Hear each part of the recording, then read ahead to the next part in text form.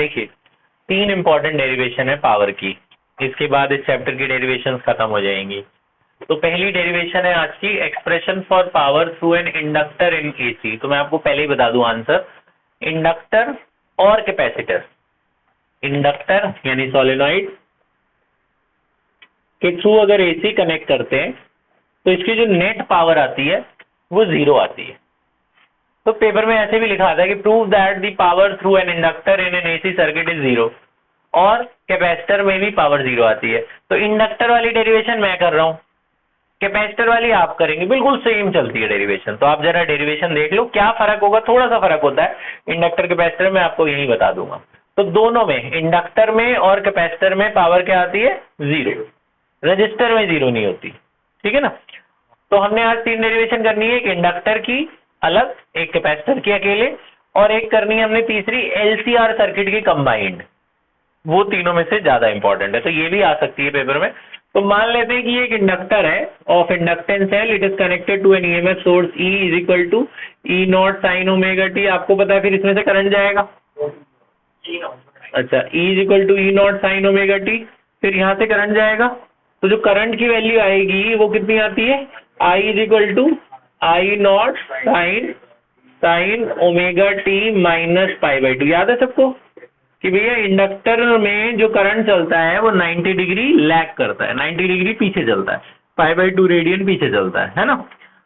तो आपने 10th class में फॉर्मूला पढ़ा होगा वर्क डन का, एक ये फॉर्मूला पढ़ा होगा आपने VIT पढ़ा है ना, वर्क डन का फॉर्मूला एक ये भी होता था VIT।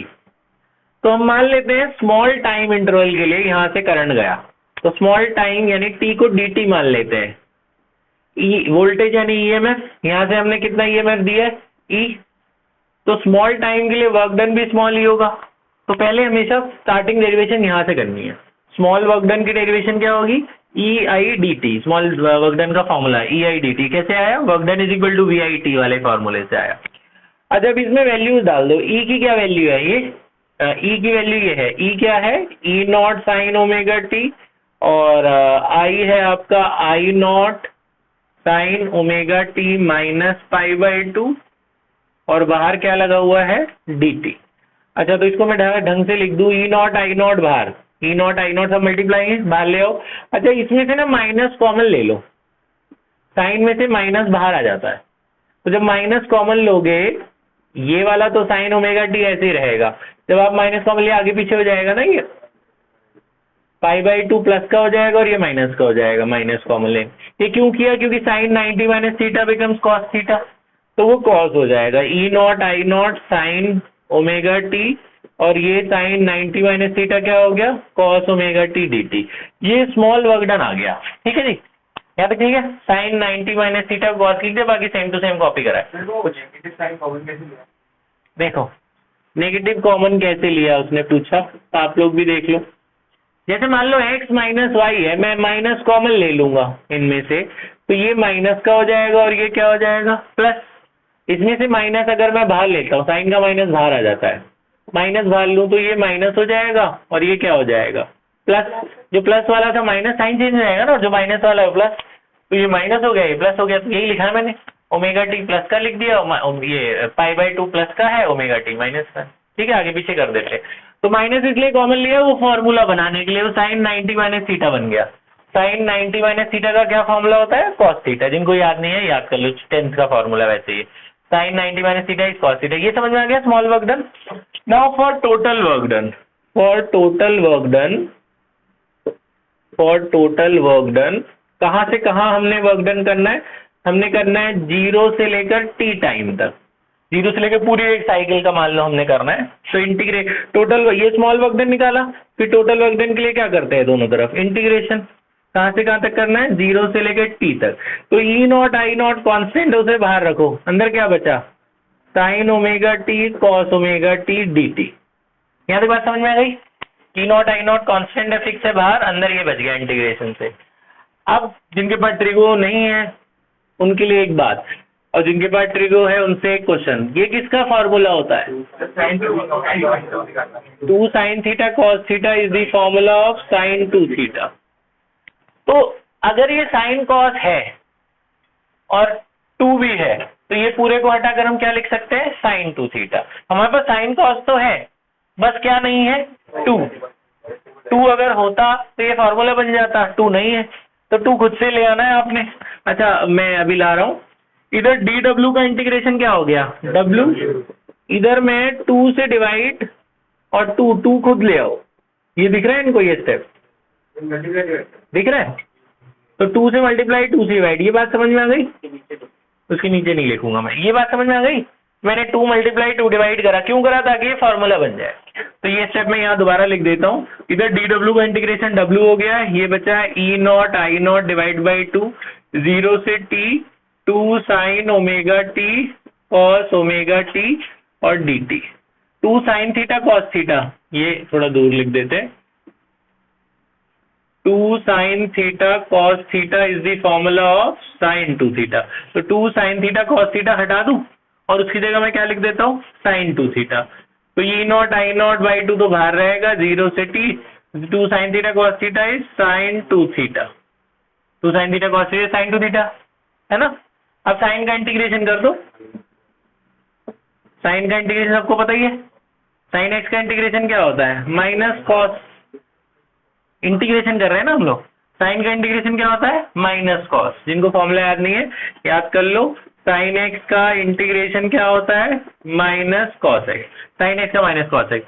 फिर मैंने आपको बताया था अगर क्या साइन 2x होता है तो उसका कॉस 2x होता है, लेकिन 2 से डिवाइड भी करते हैं, एंगल के डिफरेंशिएशन से डिवाइड, नॉन मैथ्स वालों के लिए बता रहा हूँ। तो साइन का इंटीग्रेशन माइनस कॉस हो गया और एंगल के डिफरेंशिएशन से डिवाइड, तो टी के साथ क्या लगा है, 2 ओमेगा, तो 2 ओमेगा से डिवाइड, लिमिट कहां से कहां तक है, 0 से लेकर टी तक, क्या है, ठीक है। ये माइनस बाहर ले आओ, ये 2 ओमेगा भी बाहर ले आओ, ये माइनस माइनस क्या हो जाएगा, plus E not I not, 2 2 जा 4 ओमेगा भी बाहर, अंदर खाली क्या बचा हुआ है, cos 2t, ये बचा है ना। आपको पता है जो ओमेगा है, हाँ ओमेगा का फॉर्मूला होता है, ओमेगा हटाकर क्या लिख सकते हैं, 2 पाई बाई टी, ओमेगा का हटाकर 2 पाई बाई टी लिख दिया, लास्ट साथ में छोटा टी तो है ही। अब बस लास्ट स्टेप है, अब लिमिट डालो, लिमिट पुट करिए, पहले अपर माइनस लोअर, तो ये हो गया cos 4 पाई टी, यहाँ पे स्मॉल टी की जगह कैपिटल टी डालोगे, पहले अपर लिमिट माइनस में लोअर लिमिट, यहाँ 0 डालोगे 0 हो जाएगा ना, cos 0, ये टी से टी कट गया, तो ये आ गया E not I not divide by 4 omega, क्या बचा ये cos 4 पाई, टी से टी कट गया ना, cos 4 पाई बच्चों 1 होता है, cos के इवन पाई 1 होते हैं, मतलब 0 2 पाई 4 पाई इवन वाले 6 पाई 1, तो cos 4 पाई क्या हो गया 1, और cos 0 भी क्या होता है 1, 1 माइनस 1 0, 0 से किसी को मल्टीप्लाई करेंगे सारा 0 आ गया, तो वर्क डन 0 आ गया, वर्क डन कितना आया 0। पावर निकाल रहे हैं ना हम लोग, किसकी डेरिवेशन कर रहे हैं, पावर की, पावर क्या होता है वर्क डन अपॉन टाइम, अब वर्क डन 0 है तो 0 बाई समथिंग क्या हुआ 0, तो पावर 0 आ गया, जो मैंने आपको बताया था कि power through an inductor is always 0। समझ आया क्या करना है, स्टार्ट ऐसे करना है, ई आई डी टी से स्मॉल वर्क डन, ई की वैल्यू डाल देनी ई नॉट साइन ओमेगा टी, आई की value I not sine omega T minus pi by 2, minus इसमें से कॉमन ले लेना ताकि साइन 90 माइनस थीटा बन जाए, उसे कॉस लिख देना। फिर ये स्मॉल वर्क डन है, टोटल वर्क डन के लिए इंटीग्रेशन करना है, डी डब्ल्यू का डब्ल्यू, यहाँ 2 मल्टीप्लाई डिवाइड, ताकि ये फॉर्मूला बन जाए साइन 2 थीटा का।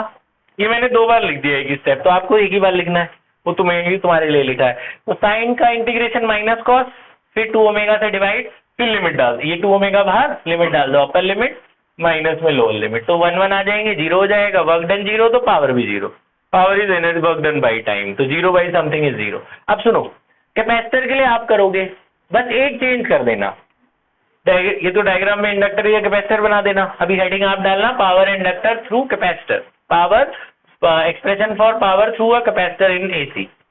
तो क्या फर्क होगा, ये 90 डिग्री लीड लैग कर रहा था ना इंडक्टर, उसमें 90 डिग्री यहाँ प्लस कर देना बस, तो omega T plus pi by 2 आ जाएगा इन कैपेसिटर में, तो प्लस आएगा तो माइनस कॉमन लेने की जरूरत है नहीं, तो साइन 90 प्लस थीटा सीधा कॉस लिख देना, मतलब पूरी डेरिवेशन सेम टू सेम चलेगी, ये माइनस माइनस कॉमन नहीं आएगा उसमें, sine 90 plus theta is directly cos theta, वो भी कॉस होता है, पूरी डेरिवेशन सेम टू सेम कर देना, उसका भी 0 आ जाएगा, तो पावर भी 0 आ जाएगी उसकी भी। तो कैपेसिटर वाली कर लोगे सेम, बस यहाँ माइनस की जगह क्या करना है प्लस, बाकी साइन 90 प्लस थीटा भी कॉस थीटा होता है, सेम डेरिवेशन पूरी करनी है। कैपेसिटर की आप करिए और इंडक्टर की कर लीजिए, पॉज कर दे बेटा।